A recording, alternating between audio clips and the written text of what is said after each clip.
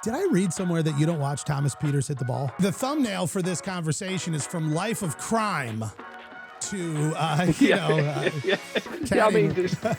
What did the number 3 do to you? How did it hurt you? I don't know what everyone's talking about. This is no different than going to a Yankees game. What is up, and welcome back to the Dan Evans Show, right here on the one and only Sports Illustrated. An absolutely exciting show. I love it when we have guests on, especially when they are guests that pique my interest, quite like this one.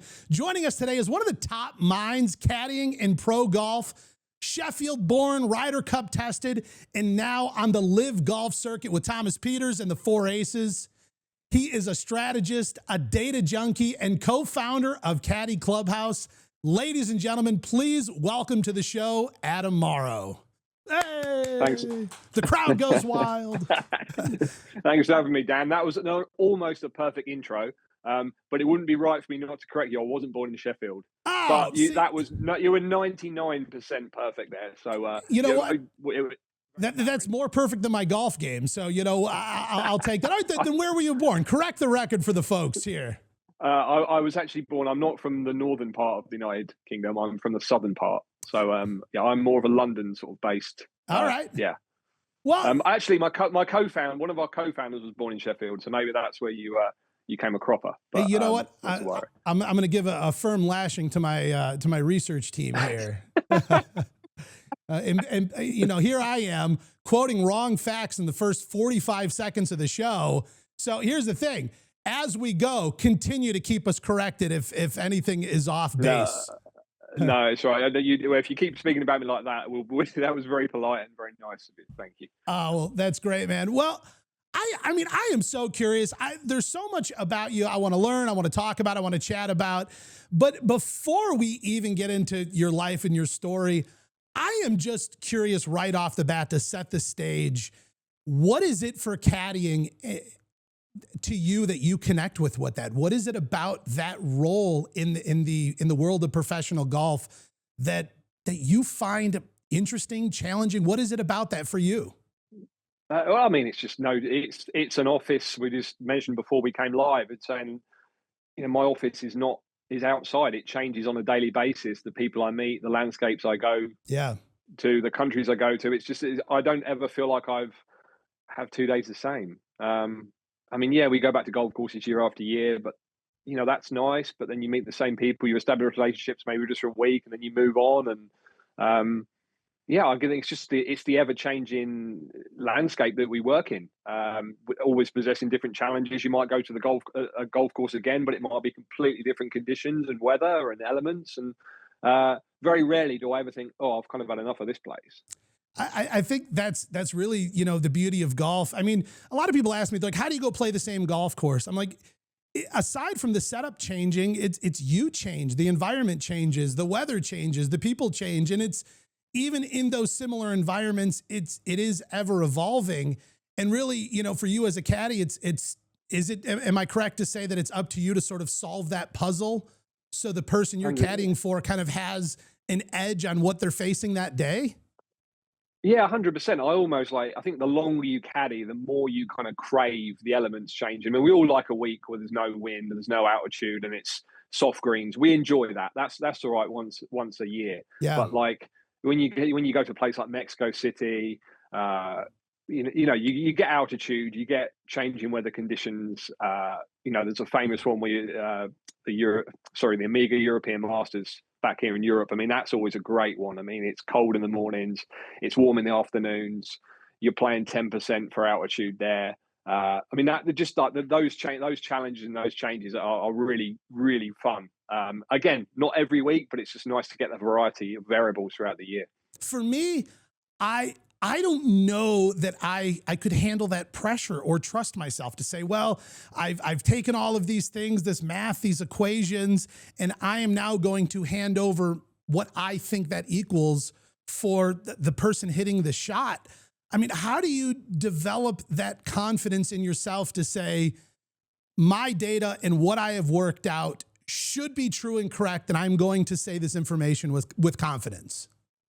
Well, it's just games with experience. Everybody starts somewhere. And look, when I started, that I'll be honest, I made mistakes. I made my mistakes. And like in life, I tell my kids this, you learn from your mistakes. You need to make those mistakes. The things I do really well are the things I probably used to do really badly, if that makes sense. It's probably things I used to do, maybe I didn't used to gauge that very well, one of the elements. Now I do it really well because I've caught myself on, I've learned to do it, and I've learned how to deliver that information. And I back myself, and look, I still make mistakes. Every caddy makes mistakes. Some won't admit it, some will. But everybody makes mistakes in their day-to-day job, in their life. And I think all it is now is trying to make as few mistakes as possible. And if you do make a mistake, it's how to then follow up for that, how to bounce back from that, so to speak. So from what I understand, you didn't sort of set out to become a caddy. It sort of found you in a rather interesting way. Is that right? Yeah, I mean, I've talked about it before. It's no secret how I kind of got into caddy. I played golf as a kid, as a junior, and back then I was playing in the 90s. I got down to a handicap of 5, which was respectable back then. It needs to be +5 now to be anywhere even noteworthy. But as a teenager, I knew pretty quickly some of my friends were getting better at golf, and I was kind of staying there. And golf it never came naturally to me. I always felt like I'm not one of these people that can not hit a ball for 3 months and I'm flushing it again. I have to work really hard at my golf. And it's quite painful at times. So it got to a point in my life, I didn't know what I was doing. I like golf. And I just happened to be in the right place at the right time. An American gentleman decided to build a golf club here on the outskirts of London. Me being quite an interested sort of teenager, just passed their driving test, decided to park up one day, hop over the fence with my putter, a few balls, and go and putt on these lovely greens. That lasted for about 10 minutes. I was having the time of my life. And then I see a golf cart came down the hill, told me to leave the premises. But on the way of kicking me out, said, well, I'm actually the caddy master. We're opening in October. We're in October later this year. Would you be interested in caddying? And sure enough, that's kind of where it started. I started in October 2001. I started caddying at the opening weekend of this golf club, which is called Queenwood, which is southwest of London.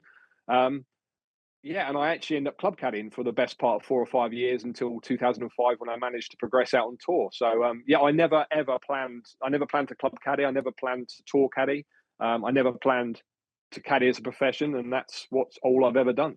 So really, the thumbnail for this conversation is from life of crime to I mean, that's honestly the way it went. It went from, I probably shouldn't be doing this, to, well, do you want to come back in 3 weeks' time when we open? And then I remember the opening weekend caddying for an American couple and doing a horrible job for them. I remember I caddied for both of them. It was like I was just trying to caddy for this gentleman and his wife, and I remember dropping someone on his line. I was horrible. They had a dog, and it was just, I remember even thinking, I'm like, I am so bad. I've got no awareness. Being a caddy compared to being a golfer, I went out there, I can play golf, and I was clueless when I went out there. And I just learned on the job. There was some tour caddies that were sort of coming back off tour and working out of there. And I spent probably the best part of a season or two really just learning the fundamentals of caddying.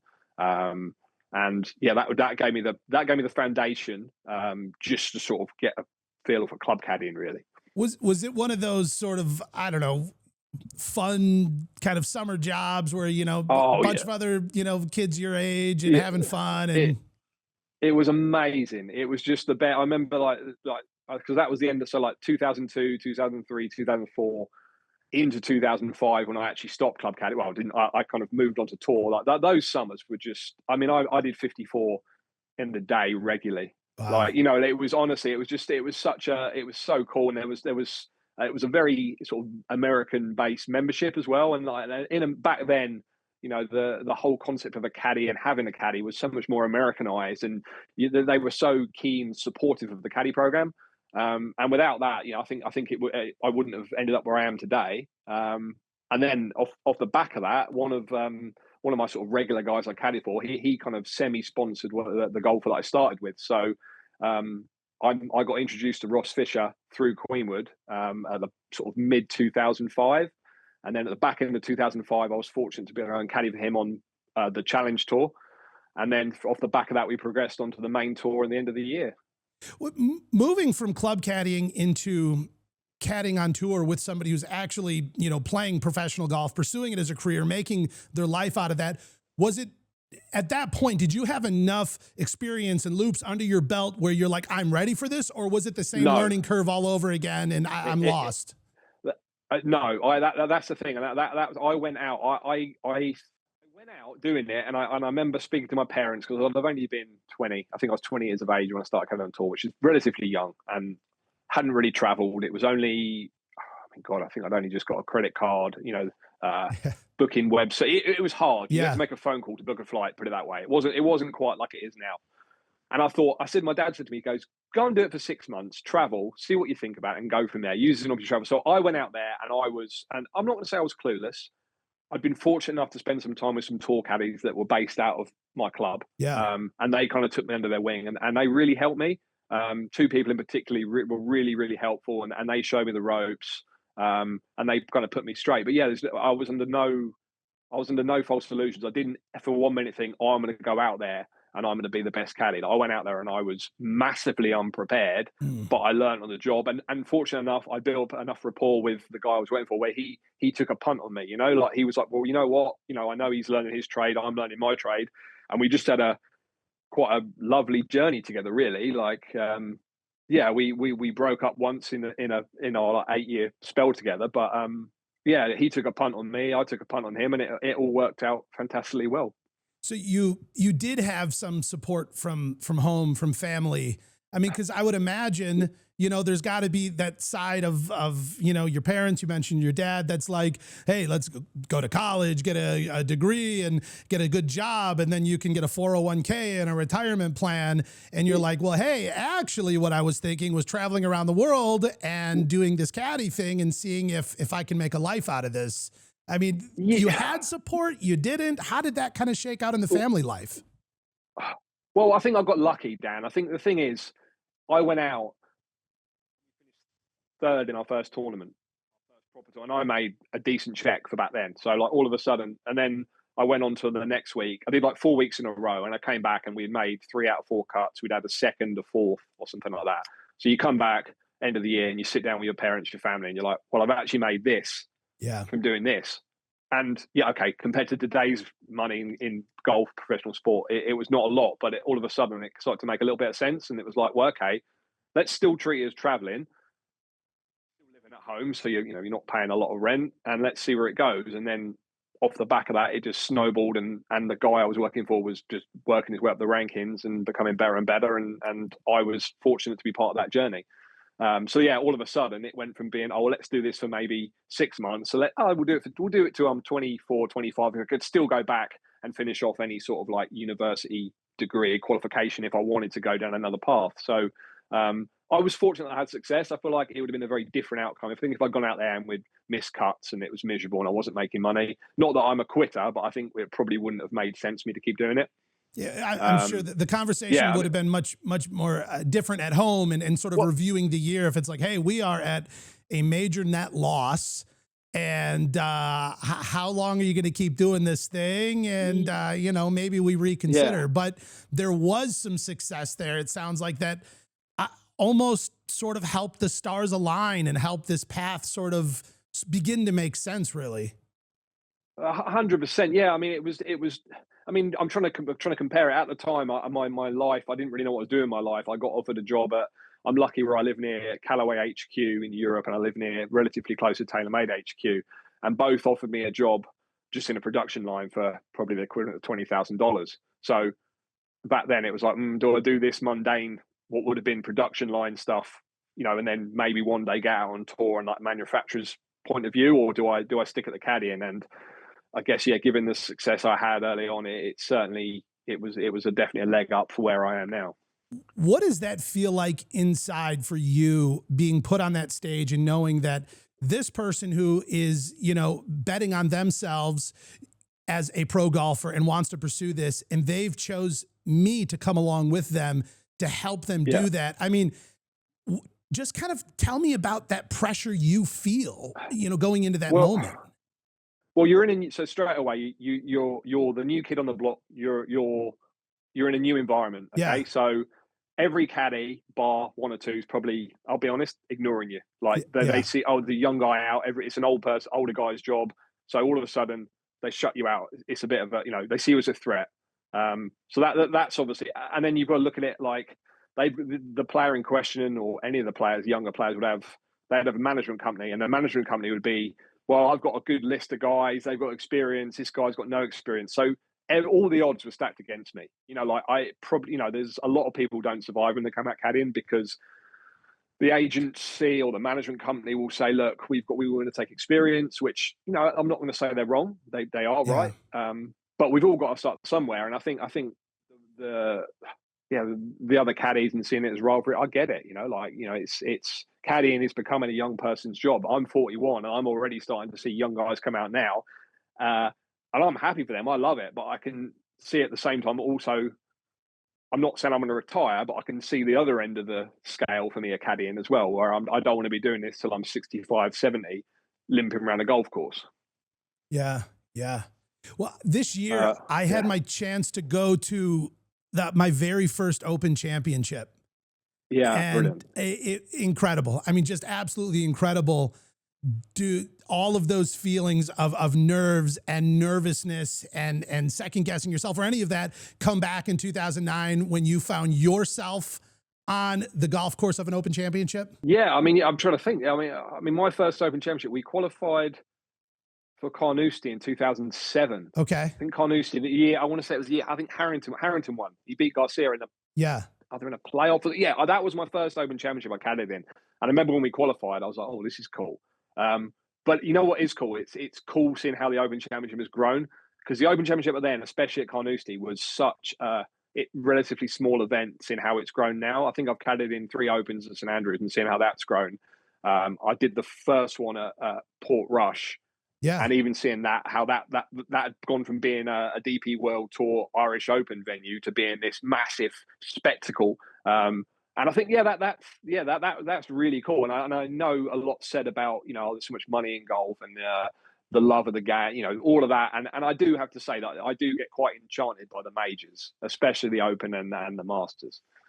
I mean, for all of us golf lovers, it's magical. It's something, it's the pinnacle of golf. I mean, whether you're at home watching it from anywhere around the world, or you're lucky enough to be there anywhere near the ropes and actually seeing it happen. And I would imagine being inside those ropes, as a kid who probably grew up watching so many of them, to now be here in the mix, and even, with somebody who has a shot, who really, going into this. I mean, I think about that, and it's mind blowing to me to even try and wrap my mind around. Yeah, the 2009 Open, like you said, it was at Turnberry. I'm guessing it was the last time it would have been at Turnberry as well, wouldn't it? Sadly. Yeah. So it was, and we all know how the outcome of that. I was kind of a Ross Fisher, who was actually, I think he was leading after 3 rounds, or he was 1 shot off the lead after three rounds. So we went into the final round. We play with Lee Westwood, and I don't know if maybe we were the penultimate group or the final group, but we were in contention. Massive, big deal. And I remember feeling super nervous, super nervous. It's like 2000. I went from 2006 was my first full year. Mid 2009, July, you're caddying in a tournament that you've grown up with, and you're like, I remember staying in a car. We stayed in because it's very hard to find accommodation there. We stayed in this caravan or RV, whatever you want to call it. And it wasn't level. And I remember, every time you put a drink down, it just went, and I just remember that week staying with my mate. And I woke up on Sunday and he was like, you got a chance to win the Open today with your guy. And I was like, yeah. And I remember he chipped in on the second, and we actually were leading the Open for a brief period after 56, 57 holes. And then sadly the wheels I think the emotions got to him, and sadly it didn't work out to be the fairy tale it was. But at the same time, we were out with West, Lee Westwood was playing real, and I thought Lee was going to do it. Billy Foster was great with me that day, and I thought Billy's dream was going to come true of getting his first major as a caddy. So the whole of it was a brilliant day, I have to say, and the outcome. I mean, obviously everybody wanted Tom Watson to win it, but fair play to Stuart Sink. Yeah. Well, almost everybody. I'm sure you wanted a different outcome than those two. I think there's not a time I go to work where I think I don't dream about winning the tournament or, fantasizing about, you want to be up there. It's the best feeling ever. It's like a drug when you're out there, you want to be in contention. There's nothing worse than propping up a field and not be, like packing up the bag when the leaders are teeing off. It's just a really, especially in majors, like you're out first on a Sunday or something at a major, and you're like, you're going home when the leaders are teeing off, and it's a bit, it's all part of the journey, I guess. What about the pressure difference between playing in a major and in a Ryder Cup? I mean, because they're different environments. I mean, obviously everybody shows up and they've got who they're rooting for. Really, nobody's rooting against anybody, but they've got their favorites and they kind of want to see an outcome. Whereas at the Ryder Cup, you've got, it's kind of depending on which side of the pond it's on, but you've got half the crowd wants one outcome. The other half of the crowd wants the other outcome. You've got all the top players in the world counting on you and your player. And, how different are those two worlds? Yeah, I mean, it's just not even a comparison. I didn't do the Ryder Cup in 2010 for Ross Fisher. Unfortunately, we parted ways ahead of that. Mm-hmm. But I did get my first taste of Ryder Cup in 2016 with Thomas, which was just, I've said it before. I feel like I went there and it was just a whole different level. Like, for me, I've been quoted as saying this. I feel like if you make a mistake at a Ryder Cup, it's forever etched in history. Whereas if you make a mistake, I feel like, of course, you don't want to make a mistake at any point, but if you make a mistake in a major, it's probably swept under the rug. But I think the Ryder Cup is such a big deal, and it holds such a significance in the history of the sport. I think, I really did. Maybe I made too much of it, but I was pretty nervous, and it was thanks to the likes of Billy Foster, who really, that's when you saw unity in a team. Yeah.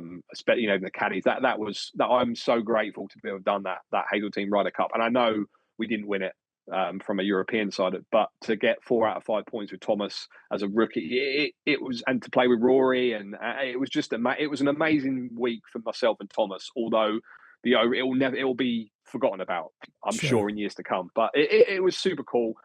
So to answer your question, there is no comparison to the pressures you feel at the Ryder Cup compared to a major, in my opinion. Yeah, I just imagine. I mean, even for me, getting to go to so many events and cover them from the journalistic side and all of that, but also being there as a fan, because at the end of the day, the only reason I do any of this is because I have my own pure love for the game. I love playing it. I love watching it. I love looking up to the best players in the world. I love talking to people that are brand new in the game and are thinking about, going out and hitting some balls, because there's so much about it that is interesting and intriguing to me. But there is something so different and so special about the Ryder Cup and the energy. And obviously, we know this year kind of got a little wild. There's a lot to be said about that, but kind of setting that drama aside, looking at the essence of what it is. I mean, my first Ryder Cup was in Rome 2 years ago. And even there, I was like, this is so different and so special in the world of golf. And people ask me all the time, they're like, what are your favorite tournaments to go to? And I have the same answer, and I've decided this, and I've yet to change my mind. The most special tournament to go to is the Masters, because the grounds, and it's like a special universe you step into. But in terms of excitement and energy and golf, it's, for me, is the Ryder Cup. And there is just something about that. And so that's just why I love talking about it and hearing from you what that experience is like. But what was this moment you had with a spectator in some sort of a costume, in a tense moment? Tell me about it, please. Yeah. So, I mean, it just. I'm sure we are playing. I feel like we're playing against Brooks and I can't remember. It was the 9th hole. Yeah. I'm pretty sure we're playing our own ball, so doing better. But we blaze it right on 9. We're in the crowd, and of course it's a very American biased crowd. So you're in there. No one wants to come on, move. Come on, just move out of the way. So people start to move, and we're talking about this shot, like shot selection, how what club it is, the shape of it, where we want to try and leave it. And I can just feel this continuous tapping on my shoulder. So I'm like, I'm on the right side. So on my left shoulder here, just keeps tap, tap, tap. And I'm like, just block out. And you need this, Thomas. This isn't affecting Thomas. It's affecting you. Just block it out. Block it out. Anyway, pull the bag away, and I can still feel this tapping. I'm like, just ignore it. Just ignore it. Like, just don't react. Anyway, they hit him in a 7-iron, I think it was. It comes out low cut from like underneath like a tree branch and that. Anyway, I turned around and there's just this guy dressed up as an American bald eagle, like in a massive suit, and I just laughed. I just thought it was really funny because I was ready to turn around and just like, what is your problem? Why did you keep? And he was just pecking me like that, just peck. And there's someone had a picture somewhere of me, like, and I've never been able to actually source it again, but there was this quite funny picture of me with this American eagle, and that for me was one of the that was the light-hearted moments of the Ryder Cup, really. Did you almost, yeah. Did you almost blow off some steam in that moment? Like, did it break the tension that it was so ridiculous and so comedic? It was so ridiculous. It was just funny, wasn't it? And it's like, you mentioned Bethpage and how it got out of control, but everybody was, oh my God, Bethpage. I've been fortunate to caddy in a couple of majors at Bethpage, and even going back to 2009. I mean, it was lively then in 2009. I mean, we were out with Mickelson one day in 2009, and when Lucas Glover won, and it was pretty tasty back then. And then we went back there. I feel like we went back there for a PGA.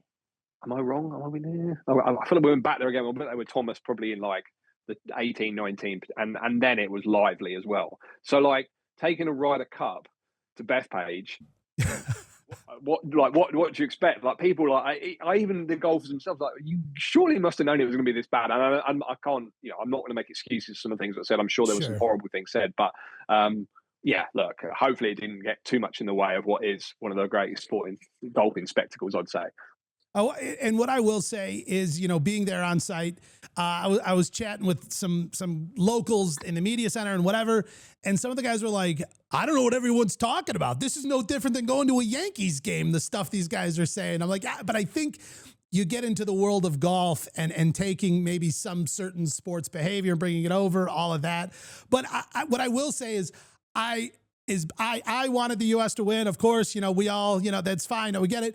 But I also felt like through all of that, for Europe to take a win was quite admirable. And for them to push through the chaos in that environment and still pull together some incredible golf. For me, it was a hats off moment. I was like, you know what, guys, man, if there's any test that you're going to put yourself up against in this environment, in this world and everything going on, and still be able to mount up such an incredible, several days of golf, good on you. I mean, raise that trophy high, get yourself covered in champagne. You deserve it.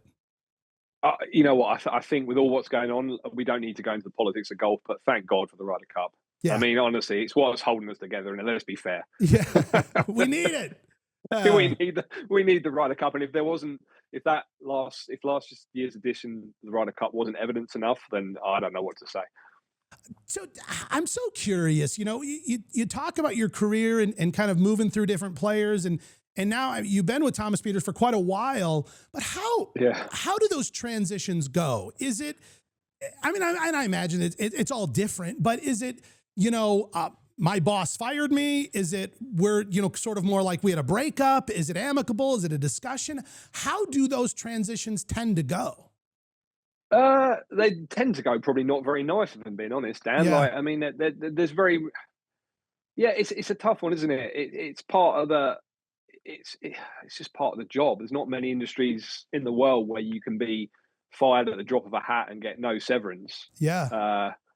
But we all know what we're getting into when we start it. So, like, I've been fired as a caddy, and I've had to, and then the shoes on the other foot when I've decided to stop working with a golfer. Horrible feeling. I mean, I'm probably quite a sensitive person. It's not. I mean, maybe I haven't got thick enough skin for things like that. But yeah, it's awful. It's like I've been with Thomas for 10.5 years now, or long time. And we're fortunate that we respect each other. We've got a great relationship. We started off just as colleagues, or he was my boss, and we've turned it into good friends. But I think that we base that around solid communication. I think that's the same. Like, it's a bit like a marriage, isn't it? Like, you communicate, and longevity seems to follow. But yeah, it's not nice. Like, I mean, you hear of other player caddy breakups, and it does sadden me at times, and but it's just the way it is. But then, sure enough, the caddy moves on and usually gets another decent job, and the player will move on and get another caddy, and then another one of your friends will take over the roles and go and have success. So it tends to work itself out. Is it, after, okay, we'll call it the breakup happens and, things sort of time heals all things and we move on and, you're with a new player and that player's with a new caddy. Is it awkward? Is it like bumping into your ex or, cause you're still in those small circles. Well, let me put it this way to you. So like 2009, we have a chance to win the Open. He beats Anthony Kim at the end of the year to win what was the Volvo World Match Play. He finishes the year, I don't know, he must have been the highest, I think he was 17th in the world, he finished the year. So that's 2009. July 2010, after the Open at St Andrews, I got fired. So you think how quick of a turnaround that. So like, I'm bearing in mind, I'm only, what am I then? I'm 20, Jesus, what am I, 20? So I'm only 24 at that age. Okay. So that's young, like emotionally. So all of a sudden you think, I'm doing a great job, I'm having a lot of success, make the cut of the Open. He flies home, rings me on the Tuesday. Oh, you're fired. So and then the following week he takes another caddy, wins the tournament the following week, and then subsequently gets in the Ryder Cup and goes on and so that I mean, I have no resentment, but obviously to deal with that as a young man, like who's kind of on their own with nobody to speak to about, it's tough, Like fortunately that was pre-kids and pre-marriage, but it's emotionally it was really tough. Like I have to say, like I talk about it openly now, but yeah, there's not a lot of people there, sort of like, oh, you're all right, like you're sort of sitting there on the sidelines watching the guy that you put everything into for the last 3.5 years go on and have successes and win tournaments. And yeah, there certainly was probably a period for both of us after that. But 6 months down the line, he rang me, said, I'm really sorry and I'd like you back in the bag. And I saw through it and went back and worked for him for another 3 or 4 years. So yeah, it is what it is, isn't it? Yeah. Well, what in your sort of, I don't know, mind and the way you see these relationships, is the goal to become absolute best friends, amigos in the thick of it? Or do you try to have some separation of we are professionally in this together, but we can't be too deep in the weeds where I can't say those difficult things and all of that? Yeah. So exactly, it's the first conversation I had with Thomas. Is look, this is ultimately this is business. Like you do your thing, I'll do my thing. And then he kind of pushed me. Oh, should we do a dinner? And I think you can't get too familiar with the guy you work for. Yeah. You need to have that separation. I'll be honest, like I haven't spoken to Thomas a lot on the off season, but that's great because it just means it just gives me more to talk about on the on season. Yeah. So like I don't, I mean, I rang him this morning to tell him a funny story. He didn't answer, but like, so like we don't really talk an awful lot on our off weeks. He's busy, I'm busy, and it just gives you something to talk about. We don't eat together that much at tournaments. We do a little bit. Like he'll push me. Like he went through a spell of he wanted me to stay with him at like, oh, we're going to get a house at a major, and I'm like, I've always been quite, look, let's not do that because that can end very badly pretty quickly. So I've always kind of just kept it business. I respect Thomas a lot. Hell of a guy. He's always been very good with me, and he has become a very good friend, a great friend of mine. But it's still business, which I can completely understand. I mean, I get it. I've worked for a lot of my life has been traveling industries of sorts, from music and events and all sorts of different things, and even now in the golf business. And I like, sometimes let's say you're sharing a space with somebody else and they were up late and they're snoring and they got in the shower when you wanted to get in the shower and all this stuff, and by the time it's time to do the job or do the thing, it's like we already have so much going on. Yeah. And it's not sort of a fresh start to the day is already a little stale maybe, and I really kind of understand and respect the creation of that separation and how that could really be so important. Yeah, I think another thing is like we're opposites. Like me and Thomas are very, very different people, and I think that's why we work so well together. So he's kind of like, I wouldn't say disorganized, but I'm the complete opposite end of the spectrum where I'm like OCD. Locker has to be this, golf bag has to be there, everything has to be like, I'm a semi-superstitious as well, and he's not. He's so super laid back. So we work really well together because he's the laid back character that hits it miles and is an incredible iron player.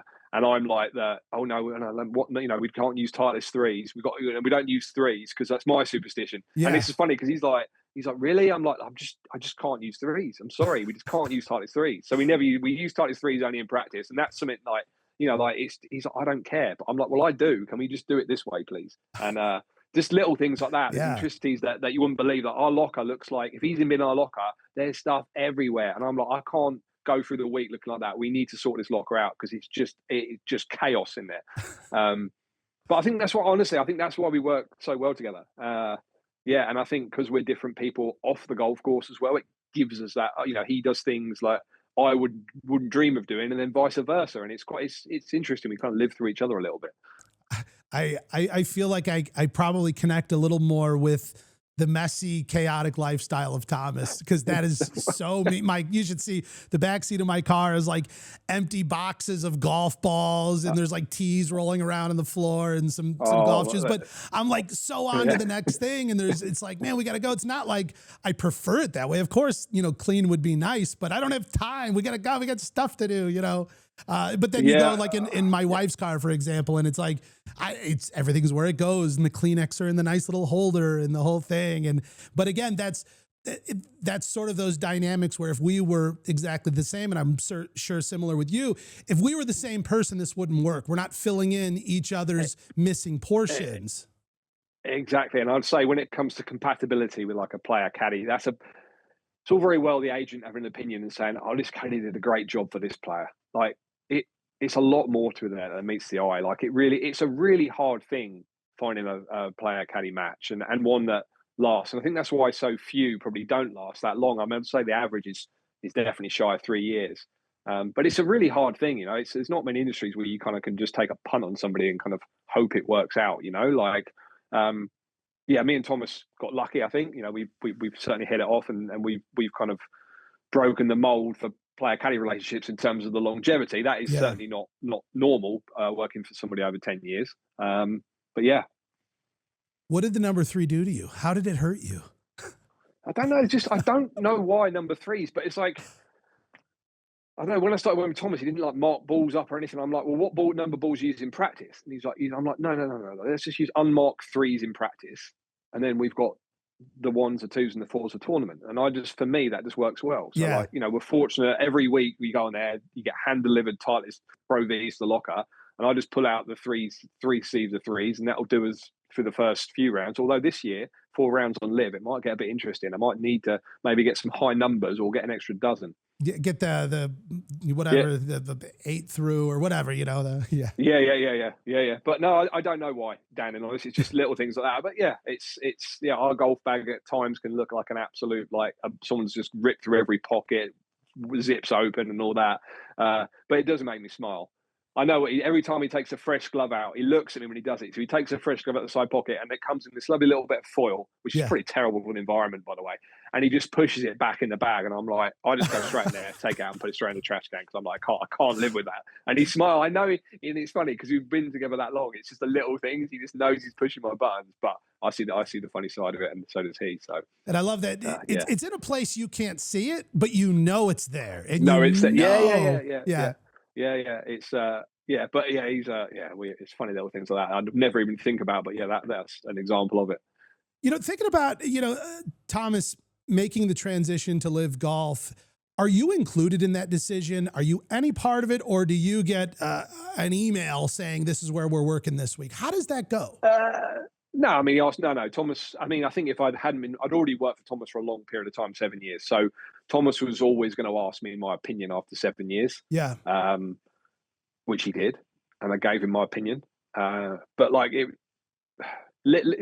guess the whole, how can I answer this in the correct way? LIV didn't just happen. There was offers in the build up to when he did actually join. So we'd been talking about it. It'd been on the agenda for about 6 or 7 months prior to when he actually did go. And we had quite a lot of back and forth with it. He'd asked me, he'd asked his agent, he'd asked his coach. So we all had our opinion on it. I stayed very partisan on the whole thing. I was like, I'll kind of go where you go. Yeah. I think for us, not playing exclusively PGA Tour, playing DP World is a bigger deal for me. It was a lot more of a game changer, semi-life changer than somebody who'd been carrying on the PGA Tour, because it was a real upgrade on prize money for me. and lifestyle, really. Yeah. Yeah.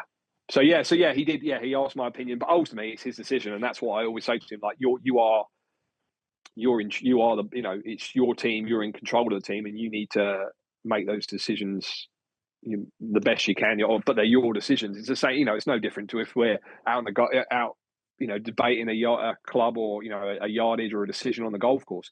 Ultimately, it's his decision. I can offer him my very best opinion and guide him. Yeah. But he's the one pulling the trigger. He's very talented, Thomas. There's times where I know it's a perfect 7-iron, but he'll want to cut up a little 6-iron. And I've learned to not be that stubborn guy going, no, hit 7-iron, because he's very talented and he likes to shape the ball a lot. And he's kind of, I have to take a step back and rein it in a little bit. Yeah.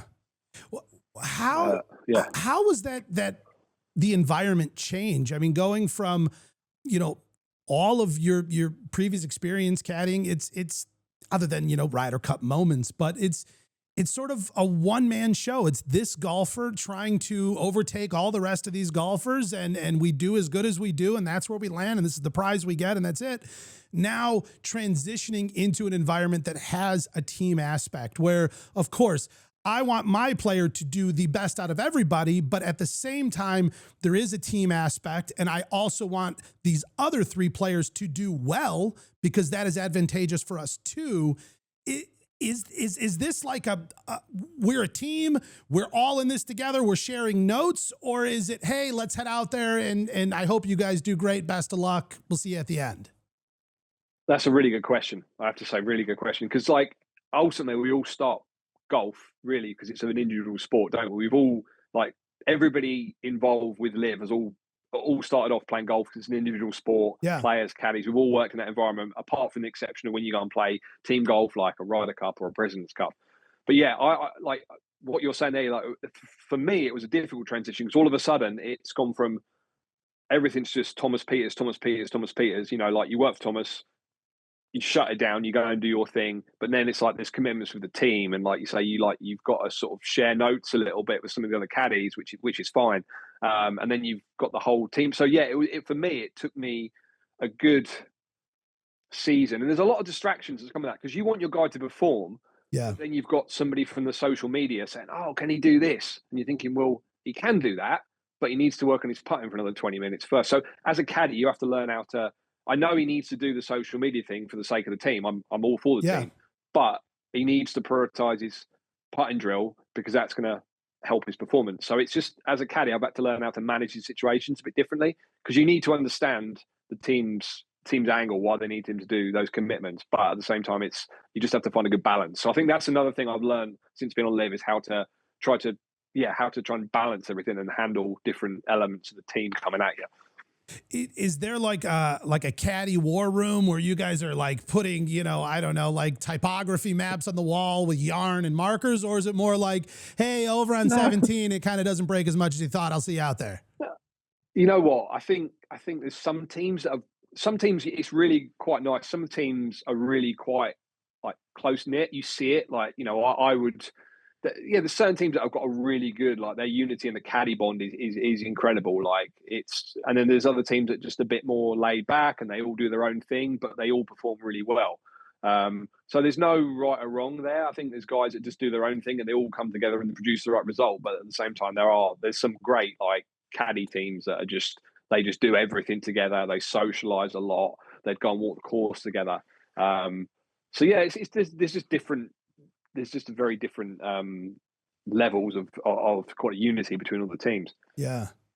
Well, so taking all of this and these years of different players, environments, events, all of these things, you kind of came to this idea, how do we now pass this on?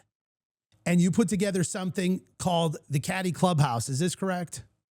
Yeah. I'm going to say, so I'll give you a bit of background. So I was quite enjoying, I think I was 1 year into LIV. Yeah.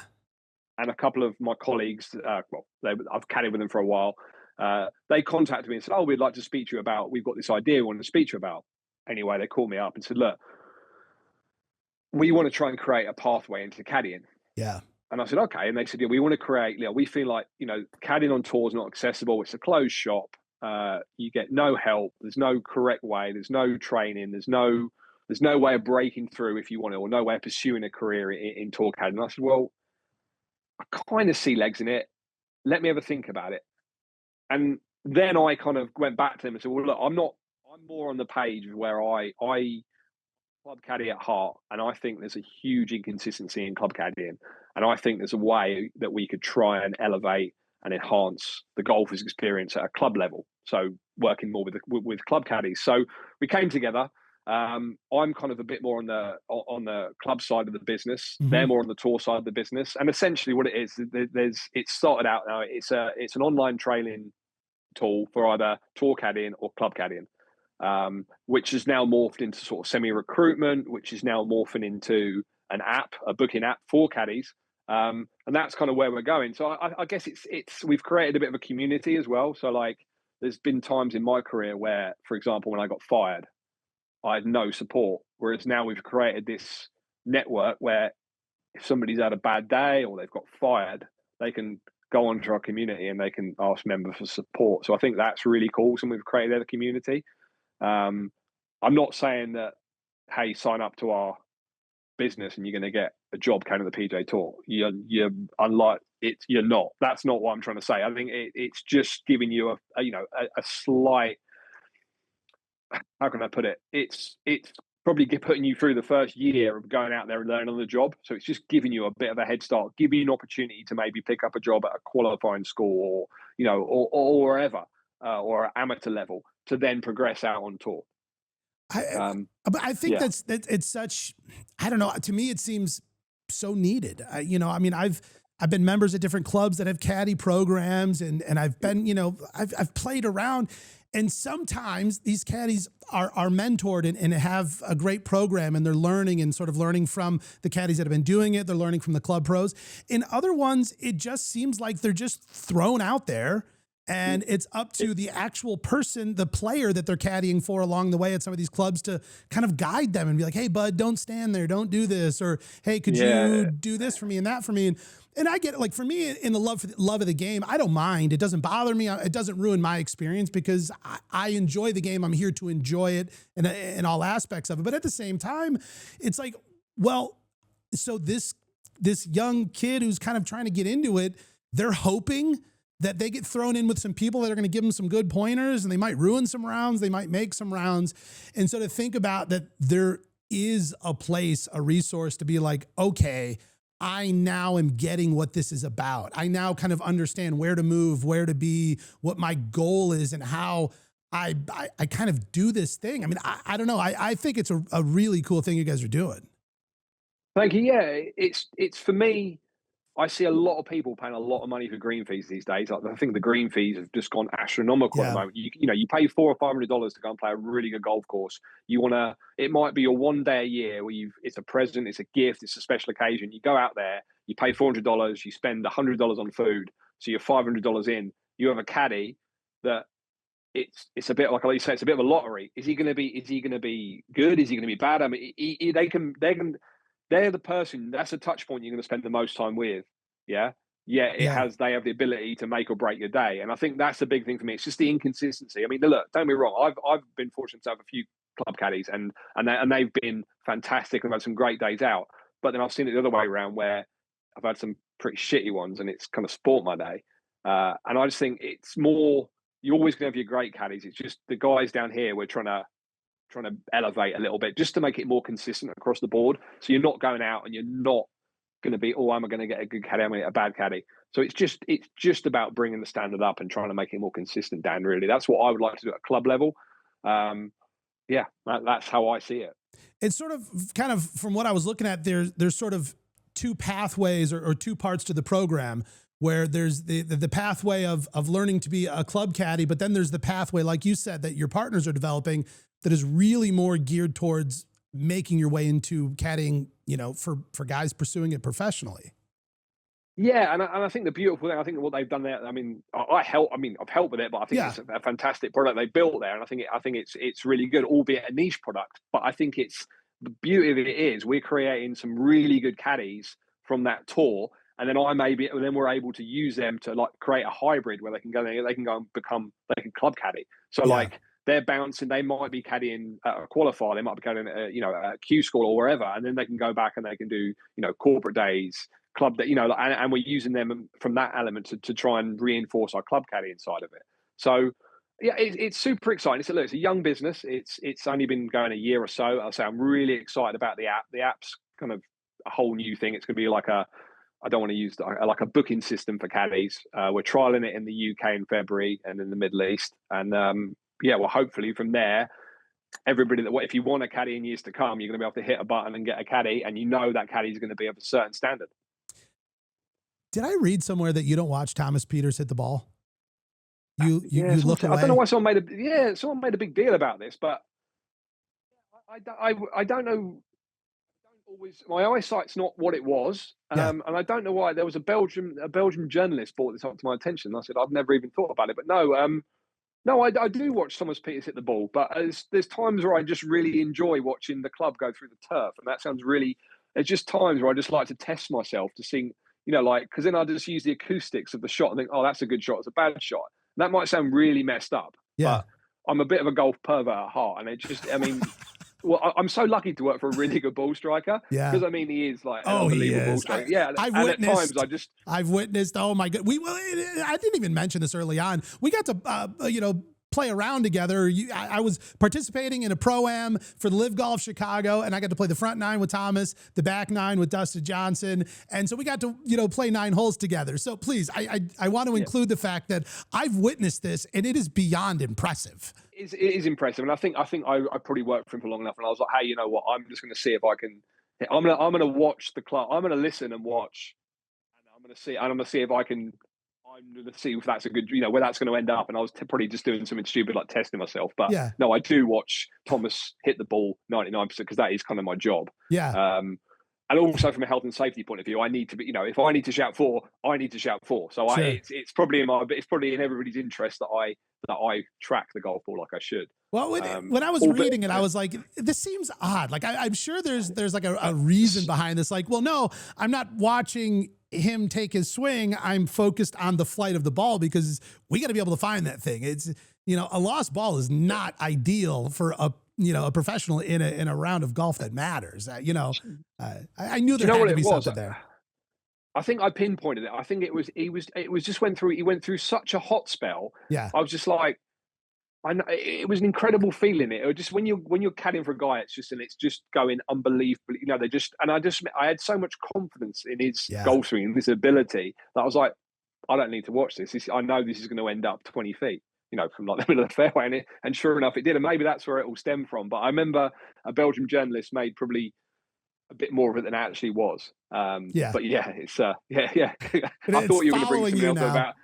There's so many things you could have brought up, and actually going back to that day, me and myself and Thomas talk about the LIV Chicago Pro-Am quite often, because I think it's the only time in Dustin Johnson's career one of the amateurs has actually walked in on him.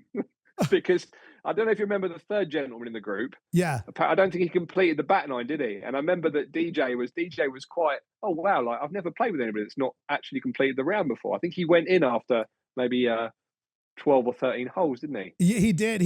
I think he had some back issues, some things. He was DJ was like, oh wow, yeah. I've never had anybody go in at a pro-am. So it always sticks with our team that the aces talk about quite a lot that pro-am particularly. Like I'm all good. I don't need to play with Dustin Johnson. I'm fine. Whatever. He's good. Funny enough, we all went in the first time we went to Bolingbrook. Everybody was like, "Oh my god, you're going to go play Bolingbrook!" But what a golf course it turned out to be, and what an event! Great crowds, really good golf course, plays tough. Of all that was one of the biggest surprises of my LIV journey. Bolingbrook Golf Club. Incredible, eh? It does the job, and it's fantastic, isn't it? It's well worth the green fee. I will tell you though, for some reason, I don't know if it was the heat, the humidity. I'll also admit I wanted to look good. I put on a brand new pair of shoes that I hadn't, I don't walk a ton of rounds. I definitely am a little more of a ride around in the cart kind of guy. I was dead. I'm like, how are you guys going to keep doing this? And I'm not even carrying a bag. I'm out here. My only job is to swing a club and hand it back to somebody, you know, whatever.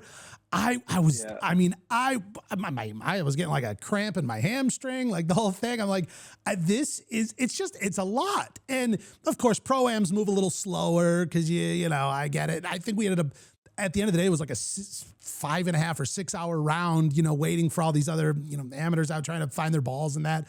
It was a lot. And I can't help but have so much respect for you guys that do this week in and week out in any weather, in any condition, in any undulation, and all of this, to have the stamina to make it. Because you guys came walking in like looking like it was nothing. Like you guys just kind of cruised in from the parking lot and like you're, you know, I don't know. It's incredible to me that you guys could do that. Yeah, I mean, we were only doing. I mean, that's the beauty of the Pro-Am process. In fact, we only do 9 holes. I admit, like the live, you know, when you do the 18, it does take a bit more out of you. As will doing 72 holes this year, which came as a bit of a shock to me. But again, you just get used to it. I'm not going to lie to you. My right knee hurts a bit more now. I'm 41. It's not quite as easy as it used to be because age does hit you, but it's just, you know, I've been fortunate to do a job that's been active and kept me fit for the last 25 years, and hopefully I can continue doing it for another, maybe I'd say 20 years would be nice. I'd take 61 maybe. That'd do me. 62. You know, like what about like Fluff, you know, out there? I don't know, what is he, like 80 or something now? Yeah. See, this is why I feel like I feel so lucky to have experienced, like, because there's a new hybrid of Caddy. There's a new Caddy with like Instagram accounts and social media followings and nice, really perfectly cut beards, and you know we all say they look like clones, all the new breed of Caddies, but you know they're all fit specimens, you know. And then you've got the older guys, and I feel so lucky to have come through caddying when there wasn't that much money in it, and there was the older legends, and obviously the back end of the Tiger Woods phenomenon, and like Fluff. I mean, just great people, great guy. Still keep going. I mean, incredible. He keeps going, and long may it continue. Hey, speaking of social media and all that, how do people you get more information on Caddy Clubhouse? Website, socials? How do they track you down? Website, social. It's Caddy with a Y, so Caddy Clubhouse with a Y. Socials, website. I'm a dinosaur. I don't do any of that. We have somebody do that for us, which is really nice. But reach out to us on socials or on our website. There's inquiries on there. We'll link all that in the bio and below in this video. Wherever you're watching or listening to this, we'll have links to all that for you guys so you can find it. Yeah, we'd love to have you if you and we try and support our members as much as we can, whether you're club caddying or if you're a tour caddying. We've, like I say, we've created a great little community, and Do you guys like doing the pro-ams? Is it like kind of a thing you got to do, or is it like you've got some good questions, eh? You come out with some real good ones. Like you've done way more homework than me. Do we like doing pro-ams? You could be honest. No, I do. I do enjoy pro-ams. You know why? Because I think the older you get, the more it's nice to meet people, isn't it? And it's nice to it's nice just to have a break, and you do meet some pretty. I don't care about playing with celebrities and all that. It's nice, just you just meet people. It's nice, isn't it? You have a chat. It's nice. It's nice when it's 9 holes. I've got to be honest. 18 is a bit of a grind at times. Yeah. But then it's a fine balance because you start to see once you kind of get through your first few years of caddy, you realise that actually we need these prams because otherwise we're not getting prize funds. And then you start to see it from the other side, from tournament setup point of view, where they need to have sponsors to produce prize funds, and it's kind of like it's full circle, isn't it? So no, I enjoy 9-hole prams would be my politically correct answer, which is so fair. Even when you get paired up, you book a tee time somewhere and you get thrown out with a few people, like there's that period where it's fun. We're getting to know each other. What do you do? What do you this, that, whoever. And sometimes by the end, you're like, okay, if I got to hear this guy one more time, say his thing, whatever, like get me out of here. I always feel a little bit riddled with guilt in prams because I feel like you get 9 holes, like you meet the guys in the first tee, like Thomas hits it here, like you guys are kind of doing your thing. And then like, before you know it, and like, you feel like you want to give a little, but then at the same time, I'm trying to do my job for my guy. I'm also trying to make some notes on the course and where things might have changed. I always find it quite a hard balance. I always like to think you guys are having a really good time. And I do like ask people usually on towards the end of the 9 holes, are you having a good day? Is everything doing all right? I know Thomas really tries to give a lot back in prams, probably more so than he used to, because I think we all see it differently these days. but yeah, as long as you guys are having a good day and the feedback's generally pretty good. I will say, you guys were fantastically polite and fun, and Thomas as well. Just whatever. He not only was answering questions, but was also asking questions. And that's always fun when it's, you're kind of sharing in conversation and having fun in the moment. But at the same time, for us mere mortals who play hack golf, to watch these guys do what they do. I mean, strike the ball. It just sounds different. It flies different, everything about it. And then we have to walk over and try and slap one somewhere up there near the green. It is really special on our side. Yeah, that's nice. I think from Thomas's point of view and my point of view, it comes with maturity, doesn't it? You start to see how the world works, and you take genuine interest in people, and it's nice, and it is lovely meeting different people, especially in different countries as well. I mean, we have some hilarious programs with language barriers, hilarious, and there's some. But honestly, looking back over the years, like some of our most memorable moments would have come in programs. So, arguably, maybe programs are one of the best parts of the week. Do you get to play at all? Are you out hitting the ball at all? You got me thinking about this to start. So I reckon I'm on. So thanks. So I've got two kids. I've got two young boys, 8 and 10, and I've almost got I'm starting the second career of my golf. If you know what I mean, I'm living my golf because of them and their interest in watching the Ryder Cups and golf and live and through YouTube and Bryson, I've kind of rediscovered my love for golf. And like the last only 2 or 3 months, I've dusted off my very old Titleists and started playing a bit of golf again. And I'm really enjoying it. I am really, really enjoying it. And I feel like this is like the 2.0 version of Adam. I'm playing because of my kids, and I'm starting to see they're playing for enjoyment, and all those horrible negative, why am I not hitting this better thoughts have gone, and I'm just playing for golf for enjoyment. And I've got to be honest, Dan, I've really enjoyed it. I've really enjoyed it. Although then you go to work and you work for Thomas, and he hits it so much further. And you got, like the likes of DJ and Patrick Reed. It's like, oh my God, you're just seeing like every week in this environment. You're like, it does. It's an incredible standard of golf. You go from my extreme to their extreme, and it's quite a spectacle. Patrick Reed catches a lot of flack in the golf universe, but what I have found is the people who actually get to know him think he's a pretty cool guy and like him. Where are you guys at on him? I'm going to comment for myself and Thomas here. I would say since joining LIV, he has been the biggest surprise. What a lovely chap. And Thomas would sit next, and what a guy. Like, I went on there thinking, well, he was Captain America. We played with him in majors, never really spoke to him. This guy's just not a good guy. No, I'm not saying not a good guy, but he's just not. He's not a guy that I want to hang out with. He's not a guy I want to spend time with. Sure. Even before we joined the Aces, I was like, he's a really nice chap. Yeah. I feel like he's become, I would say, a friend of mine. And we message and just check in on him and see if he's all right. And Thomas thinks a lot of him, and he thinks there's a lot of mutual respect there. Sometimes you forget he's a major champion. Even he's very normal. Yeah. They have some hell of a short game. I mean, the short game's incredible. A really interesting guy to get to know. Really interesting guy to get to know, and I would speak volumes of him. That seems to be the consensus all the way around. Is the people who actually get to know him have nothing but nice things to say. There's a clip on social that was floating around, and it was one of the new guys, had just come on LIV, kind of a rookie kind of a guy, and was struggling with some short game. And they're like, we got to get you down to Patrick. Like, different teams, you know what I mean? To completely separate. And the video kind of played out, and it was just cool. It was like a very take him under your wing kind of a moment. And he was really helping him work on something and work through some things. And it just seemed very, I don't know. The only term I could think of right now is like fatherly. Like, you know what I mean? It was very kind and caring, and really helped this guy who really has no interest in him doing better, but just did. And I was like, man, what a cool moment. Yeah, I think Patrick is a person, and Patrick is a golfer. I love the way he plays golf because it's not perfect. And I think that's what I enjoy, because he hits shots that maybe the likes of me, you would hit at times, but he still makes birdie. And I think it's such an adventure watching Patrick Reed play golf. Yeah. I think that's why. And then that filters down to him as a person as well. Best I say, it's no coincidence that he's been very successful. But he works. I'll tell you one thing. If Patrick Reed works hard, like he works hard, like he will. He really is a grafter.